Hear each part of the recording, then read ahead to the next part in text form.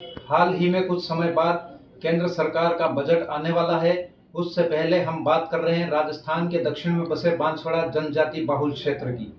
यहाँ पर लगातार पिछले कई दशकों से जिला प्रमुख के पद पर रेशम मालविया काबिज हैं और जनता का एक लोकप्रिय चेहरा है। हम उनसे रूबरू भी हो रहे हैं इस वक्त कि यहाँ का जो केंद्र सरकार का बजट आने वाला है, तो यहाँ लंबे समय से जिला प्रमुख के पद पर आसीन रहते हुए उन्होंने मूलभूत क्या असुविधाएं देखी हैं और जनता के विकास को लेकर क्या चाहती हैं, क्या डिमांड है उनकी और जनता के क्या मुद्दे रहे हैं, किस चीज़ की कमी है इस जनजाति अंचल में। हम उनसे मुखातिब होकर जानना चाहेंगे कि क्या नया कुछ इस सौगात मिल सकती है केंद्र सरकार की ओर से।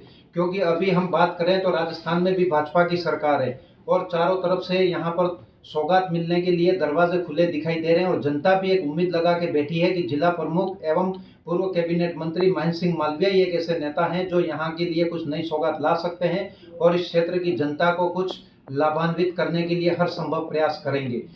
मैडम नमस्कार, राजस्थान तक में आपका। जी आपको भी नमस्कार। क्या लग रहा है मैडम, अब की बार यहाँ पर इस जनजाति अंचल में आपसे भी काफी उम्मीद लगा के लोग बैठे हुए हैं कि लगातार आप यहाँ पर जिला प्रमुख रही हैं, आपको प्यार मिल रहा है जनता का, तो जनता भी आपसे उम्मीद रखती है कि भले आप पार्टी में हो या कहीं और भी हो किसी भी, लेकिन पार्टी की बात छोड़कर जनता के हित और सुख दुख में साथ में रहती है। हमारी बिल्कुल बहुत पुरानी मांग है कि हमारा बांसवाड़ा को रेल मार्ग से जोड़ा जाए।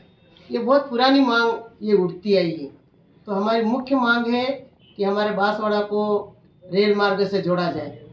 उसके साथ में हमारे बांसवाड़ा को यहाँ पे 4 लेन से जोड़ा जाए। उदयपुर, दाहोद, डूंगरपुर और रतलाम वो 4 लेन से जोड़ा जाए। उसके साथ में अभी हमारे यहाँ पे जगपुरा में माइंस निकली है, जो सोने की जो खदान निकली है, वो अभी इसकी नीलामी भी हो गई है।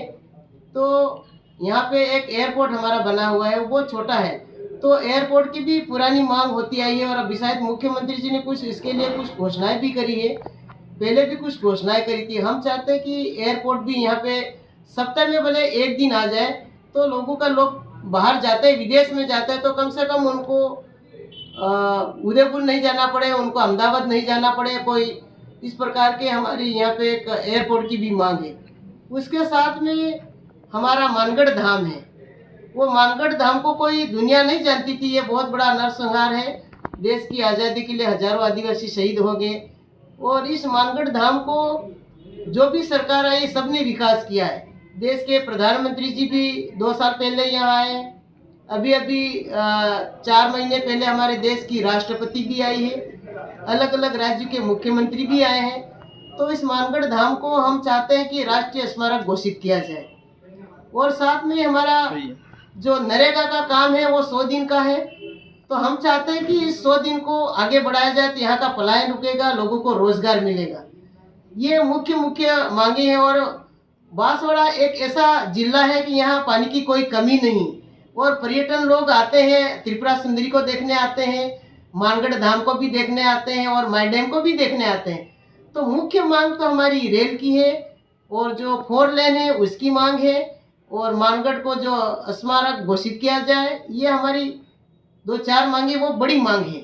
ये हमारी भारत सरकार से ये हमारी मांग है। और प्रधानमंत्री जी वो गुजरात और हम सीमा पे रहने वाले हैं और वागड़ क्षेत्र में प्रधानमंत्री जी का लगाव रहा है, हम पड़ोसी रहे हैं, तो ज़रूर हमको उम्मीद है कि प्रधानमंत्री जी अब की बार हमारी रेल की मांग को पूरा करेंगे। मेडिकल कॉलेज तो हो गया हमारा, और इसके बाद में यहाँ पे कृषि जो खेती का है वो ज़्यादा है, तो एक हमारा कॉलेज भी खुला है, उसका अभी अधूरा काम है। कृषि कॉलेज खुला है, उसका काम अभी अधूरा है, तो उसके लिए भी हम राजस्थान सरकार से बात कर रहे हैं, मंत्री जी से भी बात हुई है हमारी।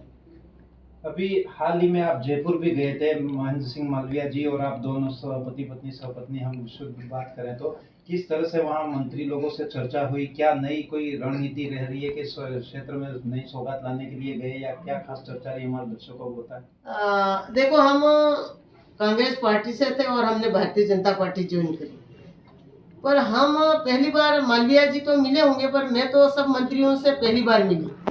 मुख्यमंत्री जी को मैं 2 बार मिल चुकी हूँ और मैं दूसरे मंत्रियों को पहली बार मिली।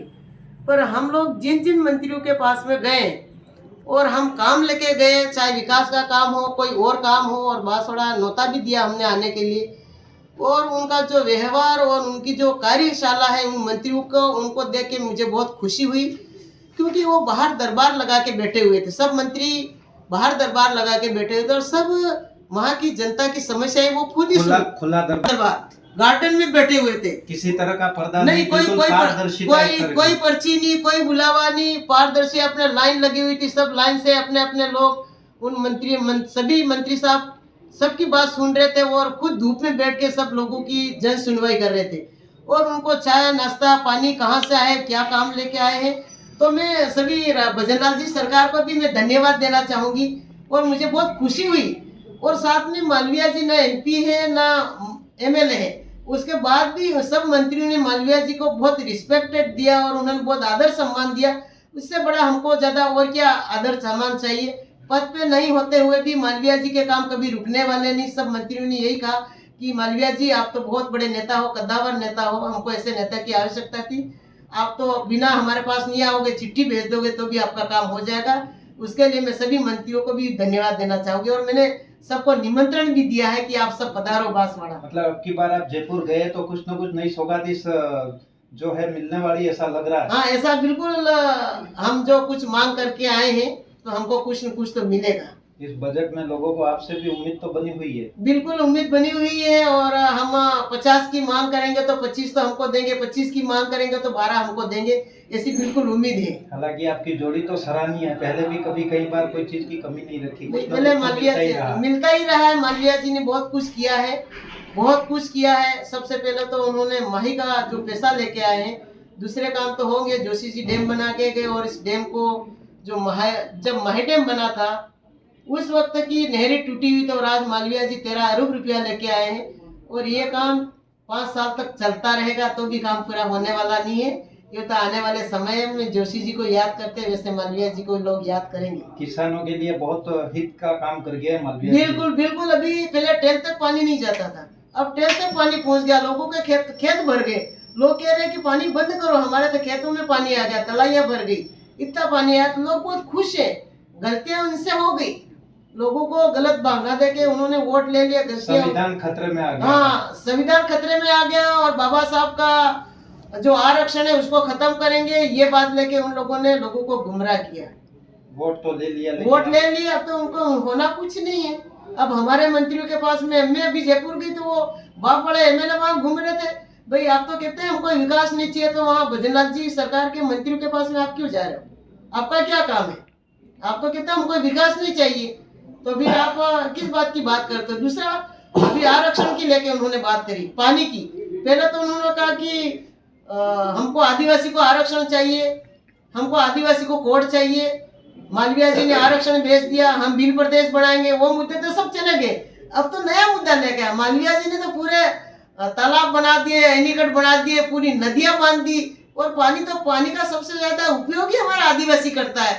सरकार लोग तो बहुत कम उसका उपयोग करते हैं, उनकी जमीन कहाँ है? सिंचाई के क्षेत्र में आदिवासी ही उसका उपयोग करते हैं। जितने भी एनीकट बनाए वो सब उसका पानी का उपयोग आदिवासी लोग ही। हमारे जंगल जमीन तो हमारा पहले से ही है और पानी भी हमारा है, कोई लेने वाला नहीं। एक सवाल मैं आपको, सरकार के अंदर विधायक नहीं है लेकिन लोगों ने उन्हें वोट देकर एक विधायक बनाया, लेकिन अब क्षेत्र की वहां पर एक बागीरा विधानसभा की बात करें तो किस तरह का विकास कार्य देखा जा रहा है? कुछ रुक गया है या चल रहा है प्रगति पे? किस तरह का नया विधायक तो क्या कर सकता है? वो तो उसको साल में 5 करोड़ रुपए मिलेंगे, कहीं सामुदायिक भवन देगा, कहीं कक्ष देगा। और मालवीय जी ने जो काम दिए ना वो तो 5 साल तक चलने वाले हैं। विकास में वैसे दूसरे जो काम सरकार में रह के हो सकते हैं वो काम तो रुक ही गए। मालवीय जी ने जो पहले बजट सेंक्शन किया वो काम चल रहे हैं, पर ये तो कोई नया बजट तो ला नहीं सकते।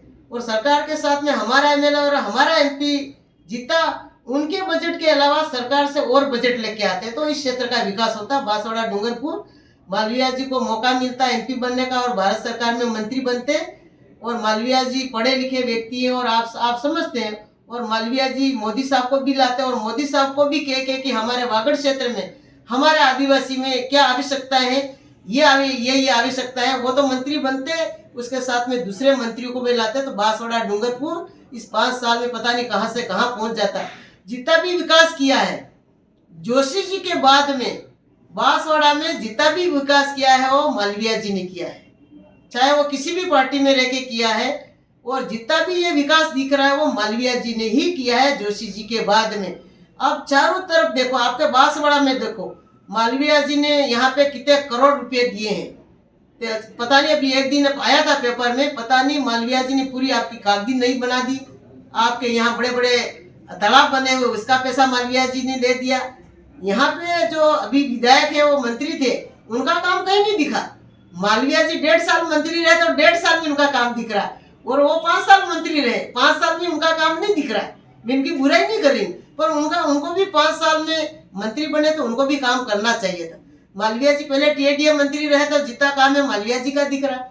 अभी नेहरू का काम है वो मालवीय जी का दिख रहा है। बामनिया जी मंत्री बने तो वो भी उनका काम तो बताया कि मैंने ये काम किया। बागीदोरा में काफी कुछ सौगात दी, ऐसा सुना।